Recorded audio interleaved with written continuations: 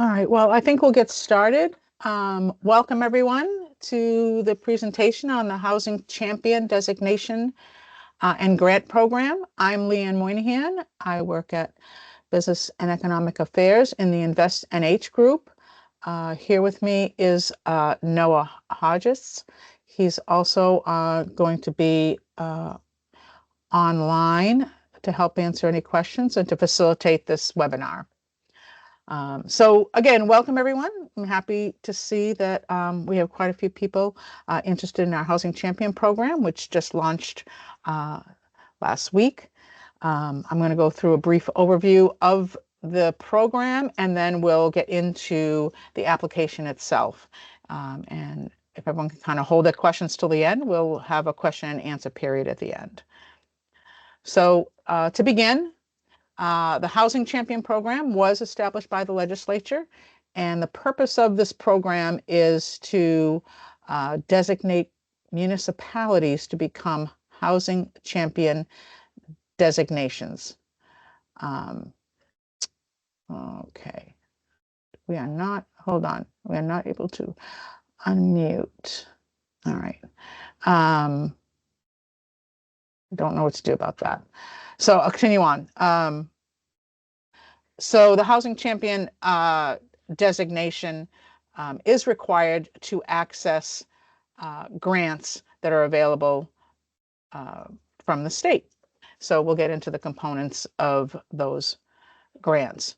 So the Housing Champion has Housing Production Municipal Grant Program, which is handled through the HOP program, which some of you may be involved in the HOP program. So Housing Champion, which was originally written to have, actually not the Production Municipal Grant, the HOP grant is being handled separately. We are just doing a Housing Production Grant Program and the Infrastructure Municipal Grant and Loan Program once you become a designee. So for right now, we are going to focus on the application to become a Housing Champion designee. The Housing Champion is done through a scoring system, and there are 6 parts. First one is adopt land use regulations. Second part is training land use board members, implementing water and sewer infrastructure upgrades, implementation of transportation and walkability infrastructure, financial incentives, and other activities. Of these 6 components of the Housing Champion designation, the first 4 are required to gain points.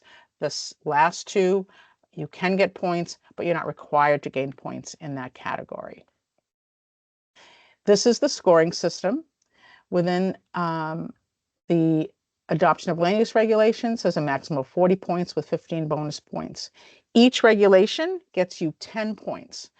The training and land use board members is a maximum of 25 points. Implementation of water sewer is 25 points. Transportation is 10. And then there's 10 in the financial incentives and other activities. You need a total of 80 points.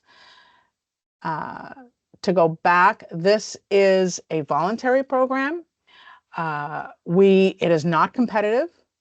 We encourage all communities to apply. We want to get all communities to be designated as housing champions. So we're willing to work with communities. There's some flexibility in the bonus points, and there are some waivers that we can use to help municipalities get to this designation.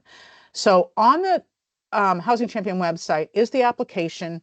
In addition to the application is the scoring sheet, which can help you to kind of review and see where you may already meet the criteria for the Housing Champion.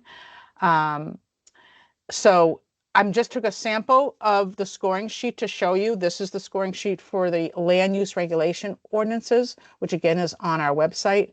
And it lists all the ordinances which you can review. And then the criteria for each ordinance is in the guidance.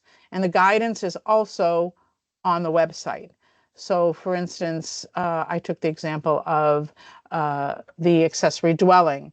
So if you decide that you want to look at the accessory dwelling, if you go to the guidance, you'll see that here's the criteria for the accessory dwelling units that you must meet to get the 10 points. So it's allow at least one attached ADU as a matter of right in all zoning districts that permit single-family dwellings, allow ADUs as a matter of right by conditional use permit or by special exception in all zoning districts that permit single-family dwellings, and not require more than one off-street parking space per ADU and comply with the requirements of RSA 674-72.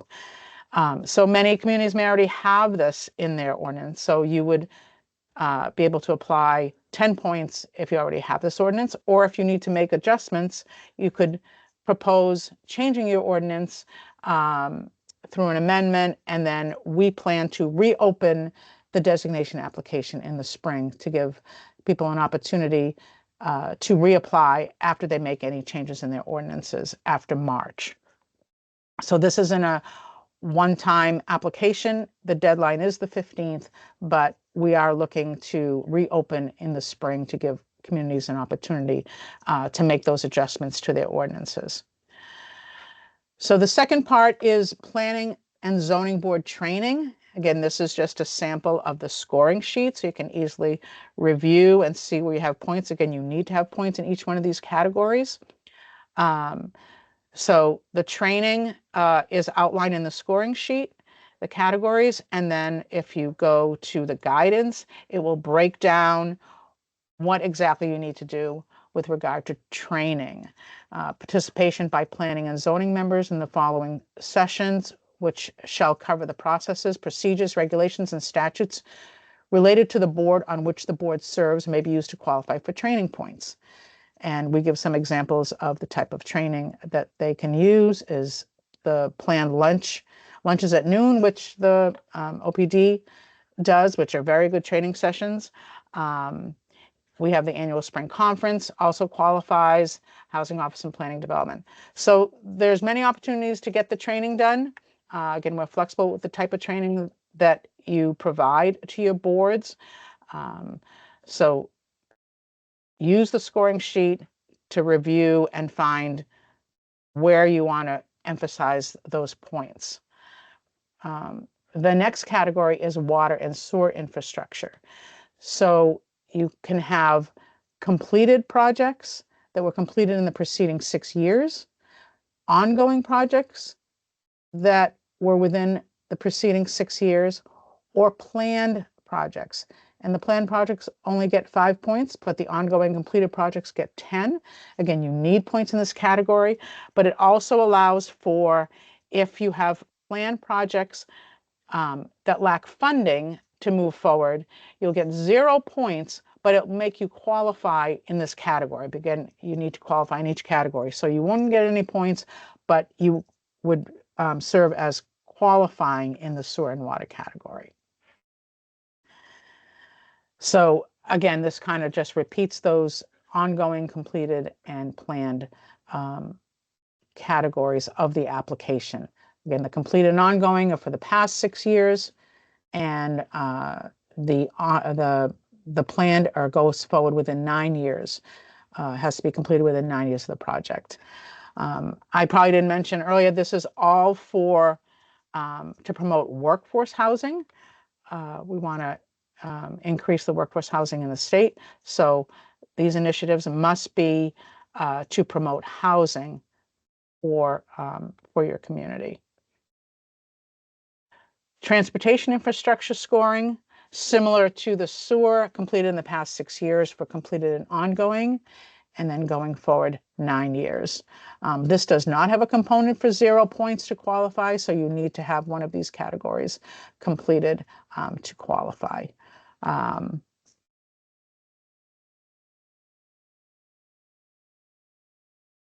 Again, completed within within 6 years previous to the designation.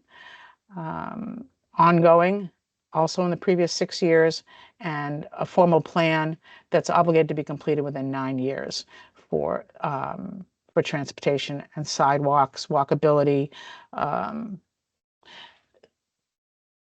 program. The other category, these are not required. You don't have to have points in these categories. The financial tools that incentivize workforce housing, community revitalization tax relief incentives, acquisition of real property by municipality, affordable housing revolving fund, and a non-capital reserve fund or non-capital reserve trust fund. We also have a last category of other activities, and these are establishing a housing commission. Working jointly with other communities can gain you points. If you were involved in the HOP grant, that also gets 5 points. Each category also has bonus points. We didn't really go through the bonus points, but it's all laid out in the scoring sheet. And then this again is the Housing Commission points, interconnection with community water systems for residential use, joint municipal development and revitalization districts, joint agreements with adjacent municipalities to share infrastructure will gain points, and receipt again of the Housing Opportunity Planning Grant is 5 points. So with regard to the applications are to be completed and submitted online. They are due by the 15th. They are not competitive, and they'll be reviewed and scored on a rolling basis. So we are not going to wait till the 15th to score them. We will do them on a rolling basis. And like I said earlier, applications will be made available in the spring of 2025 to allow communities to use the March meeting to make any adjustments to their ordinance that they need to. The grants, a little bit about the grants that are available once you become a designee, is the production grant, which is per unit. So for every workforce housing unit that was built in the previous state fiscal year would qualify for a $10,000 grant per unit. So if you had a 10-unit workforce housing that was got its certificate of occupancies in the previous year, that would be $100,000. Those funds go directly to the community. They don't go to the developer. This is all directed for municipalities. So those funds would go to municipalities. Those grant applications will be going online following the designation. So we're looking at December to put those grant applications up, and those will be awarded in the winter or in the early 2025. The second grant application is for infrastructure. That grant is for water, sewer, or transportation, and they are a 25% match. And those applications will also be available at the same time. We do have $5 million. The funds need to be expended by June 30th of 2025. So we will be reviewing those applications in early 2025. And then if there are funds available after that round, we will reopen a second round in the spring following the second round of designation applications. That's my contact information, and I guess we will open it up to questions. Great, Leanne, we do have one question so far from Peter. Asks, when you use the term workforce housing, is that as defined in the RSA state statute workforce housing? Yes, it is, and you can find the definition. It is per RSA 674-58, so that's the workforce housing that we are using, and it's in the rules definitions. The rules are also available on our website with all the definitions, and you can refer to the rules as well as the guidance for those type of questions.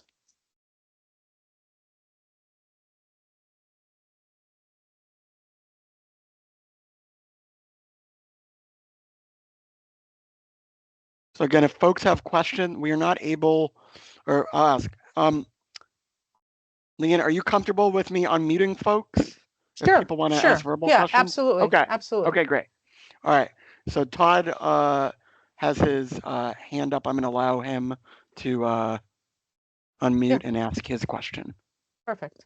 Go ahead, Todd. You should be able to unmute.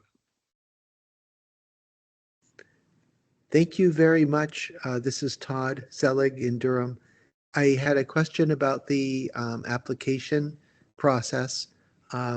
You said it's rolling, and it's not here in front of me, but it's a November 24 date. So let's say a community is not ready to apply by this November 2024 date, but perhaps by December 24 or sometime in 25, a community is ready to apply. Could a community apply at that time, and will applications be considered on a rolling basis moving forward? Yeah, so the applications aren't really on a rolling basis. We're going to review them on a rolling basis. So as they come in, we will make the awards. We won't wait till after the 15th of November. But we will reopen an application process in the spring, probably April 1st, again, to give communities an opportunity to utilize their town meeting to make any changes or take more time to review the criteria. So we will be reopening the designation in most likely around April 1st of 2025. And that will give us an opportunity, if there are grant funds left, to reopen the grant applications in the late spring for those funds, assuming there are funds available. And could I Does that ask answer a your question? brief, yes, could I ask a follow-up as well? Yeah. Um, So if a community is accepted as a housing champion, does that community automatically receive money? Or does that simply make No, a community eligible to apply for specific programs? correct. So it makes you eligible to apply for the grant programs, which are the per unit and the infrastructure. And the designation is good for 3 years. So once a community has achieved that designation, it is good for 3 years. And that allows them to apply for, or makes them qualified to apply for, the grants within the Housing Champion program, which I spoke about. But there's also maybe an opportunity within other programs in the future, and this is being discussed, whether that might be a criteria for gaining preference in other fundings if you are Housing Champion designated. Okay, thank you so much, and thanks for hosting this webinar. Okay, thank you. We have another question from Lisa. Asks transportation ideas for small communities. Yeah, transportation ideas. Walkability,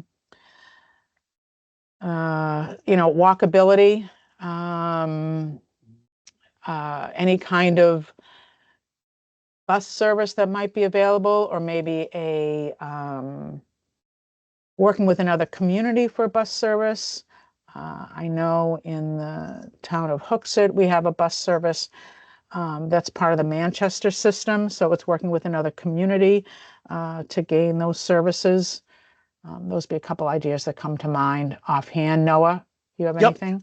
Yeah, and I was going to say the rules actually do define implementation of public transportation, sidewalks, or the walkability infrastructure a little bit more broadly, to also include rail trails, recreational trails, or any activities funded under the USDOT Transportation Alternatives Program, as well as Leanne mentioned sidewalks and bus service as well. So those are some other ideas.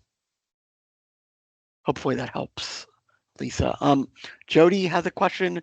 The application asks to list the land use regulations and ordinances that meet the minimum standards established by this program with links to supporting documentation.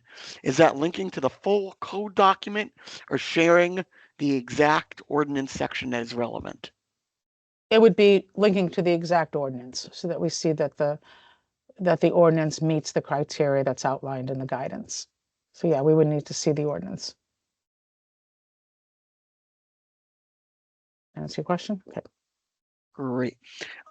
Seeing any other questions at the moment? Again, folks, you can either put your questions in the chat, or you can raise your hand since we have a fairly small group, and we will unmute you to ask your question.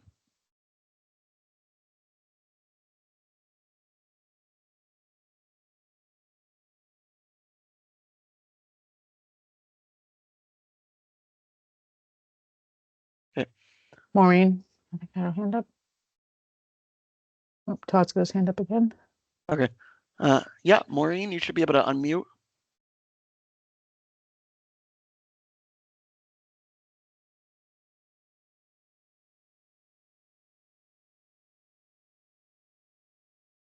Let's see. Hold on. For some reason. Yeah. There you go. Hi. I just wanted to ask if a bike route might be something that would go into your transportation, the bike trails. Yeah, certainly could, if that's what they have, they can certainly include that, and it will be part of the review process. I don't know if it specifically says bike on the guidance or in the rules, but Right. if it's type of transportation to get, we would consider it. If you have specific questions like that, and that's what you have, certainly apply, and it'll be reviewed by the committee. Thank you. Great. Todd, I saw your hand back up again for a Yes. second. Yes, you thank should- you so Go ahead. much. Yes, I was hopeful that you could maybe talk a little bit more about the financial resources that are available for communities who would be accepted into the program. And how, for example, you mentioned $10,000 per unit. Like, how might a community use those monies? And the other monies that are available, how might a community use those dollars? Sure. So the municipal production grant, which is the per unit grant you mentioned, the $10,000 per unit, there are no restrictions to how a community uses those funds. They can put them in the general fund. They can use them to help developers develop workforce housing. They can do anything really they want with those funds. One example of how to use those funds was there was a community that's looking to donate some town-owned land to a developer to build workforce housing. And they could then, once those workforce housing units were built, they could apply for the grant and then get the money back for the land, right? So they're giving the land for free, but they get the per unit 10,000, which will really recoup their cost of giving that land away. So that's one way that one community is looking at utilizing these funds. So that's for the per unit. Again, there's no strings attached. The communities can use it however they like. The infrastructure grant is for, obviously, for their infrastructure. So that goes directly to whichever project they're looking to move forward. So if it's sewer, if it's water, transportation, those funds would go to that project. Thank you. We got thank you, Todd. We got a couple more questions in the chat. Sam asks, are per unit grants awarded on a first come, first served basis? Nope.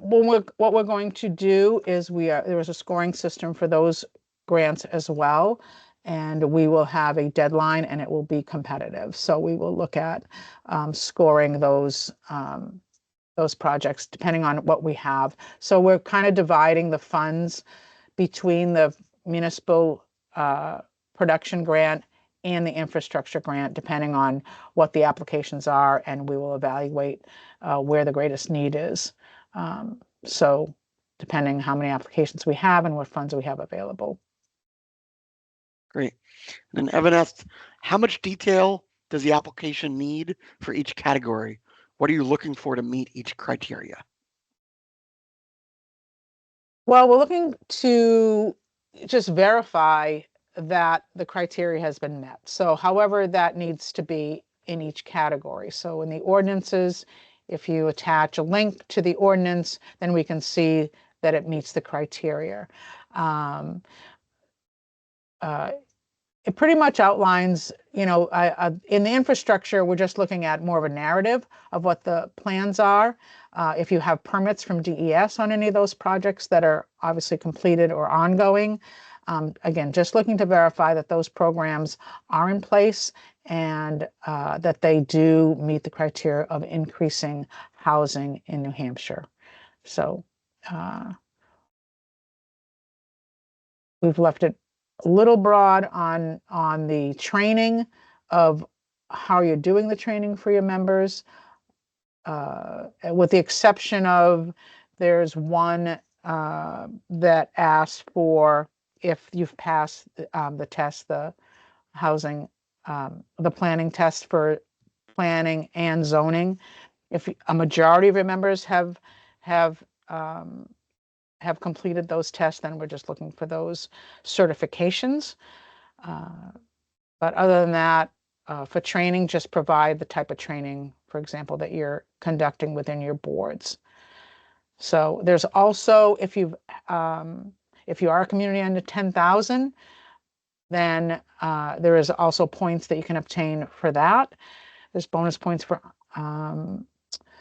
again, HOP, if you involve in the HOP grant. And if you do not have any zoning in your community and you do not prohibit housing, workforce housing, then there's also a component for that as well. Great. Sam has a follow-up question on the Housing Production Municipal per unit program. Follow-up, is there a mandate that the per unit monies be spread across as many municipalities, as many eligible municipalities as possible?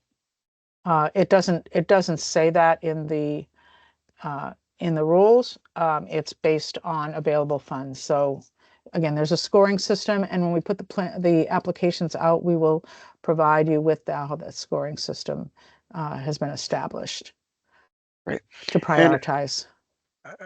Leanne, I imagine that you'll probably do an additional session maybe later down the line, kind of going into when more we do that on the right. different grant programs. Right now, right. we're just focused on designation. Yep. And the only other thing about the grant programs is the cap is half of the available funds. So it's a pretty high cap on, so if we only had a couple applications, we are allowed to go as high as half of the available funds for those grants. Okay. Evan has another question for the PB and ZBA test, which I think is a reference to OPD's planning board and zoning board handbook tests, which I believe are optional to get additional bonus points. Right. He says the application says completed. Do board members need to pass the test or merely complete the test?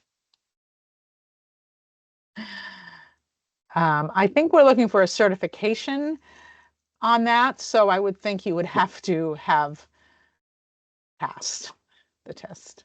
I would concur, and I would say, Evan, there's two, and everybody else, there's two options for the planning board and zoning board handbook tests that OPD has created. They're 30-question multiple answer tests. There's an option to take an anonymous test, and there's an option to take a test where you actually have to input your information, and that's the one that you would need to do, because that's the one that spits out the certificate at the end, actually showing that your members have actually passed the test.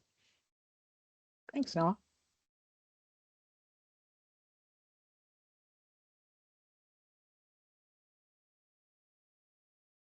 And again, if anyone, is in the process of filling out the application, comes upon a part they're stumbling on or unsure, you certainly can reach out to me either by phone or by email.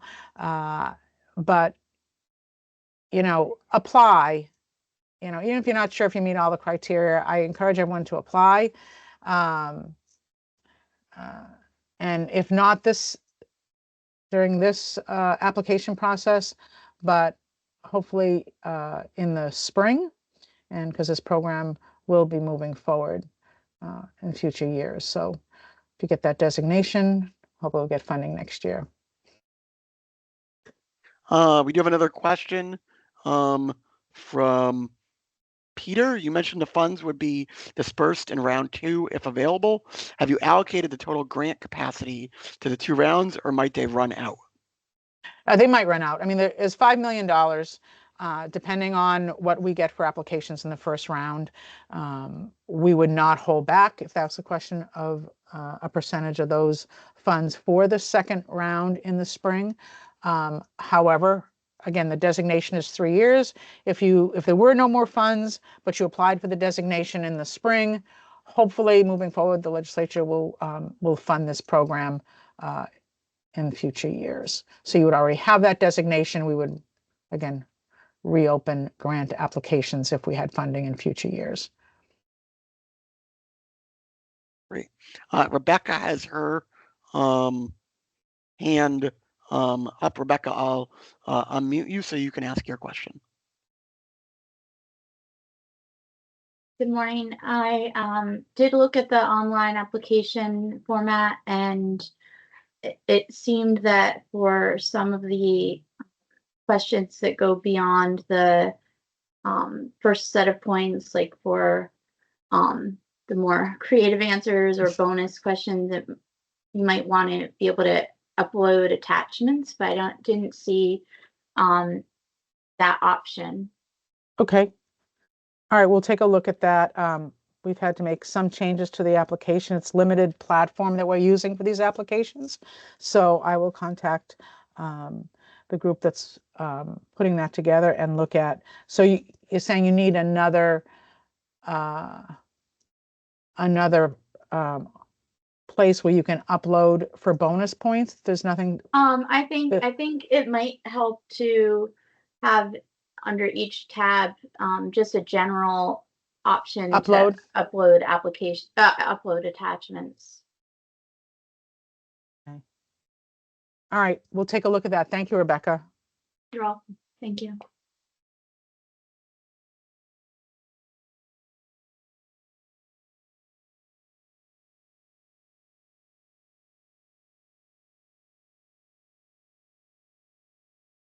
Sorry, not seeing any more questions at the moment. Again, folks, you can either raise your hand or put them in the chat. And again, I know you maybe haven't looked at the detail of your application yet, but don't hesitate to contact us as you go through and you find you might have more questions.